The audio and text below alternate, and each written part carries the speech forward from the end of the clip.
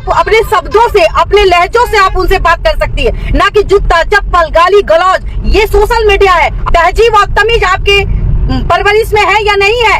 एक रिपोर्टर आपसे पूछती है क्या है आप। यही बात खेसारी और पवन सिंह की। अगर उनके गाने में कोई गड़बड़ी है तो आप साबित कीजिए। आप होती कौन है बोलने वाली?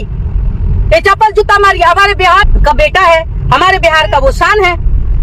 अगर उनके परिवार में कोई गलती होती है तो आप उसको दिखाइए, यहाँ भाई उनके परिवार में गलत हो रहा है। लेकिन अगर कोई भी व्यक्ति विशेष अगर कटाक्ष कर रहा है निजी कारणों से तो वो गलत। जब भी कोई किसी पर उंगली उठाता है तो बाकी की 4 उंगलियां उस पे उठने लगती हैं।